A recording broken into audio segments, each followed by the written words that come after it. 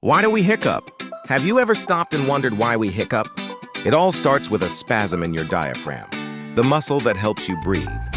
Sometimes it goes wild, contracting suddenly without warning. When that happens, your vocal cords snap shut, and that's when you hear the famous hic sound.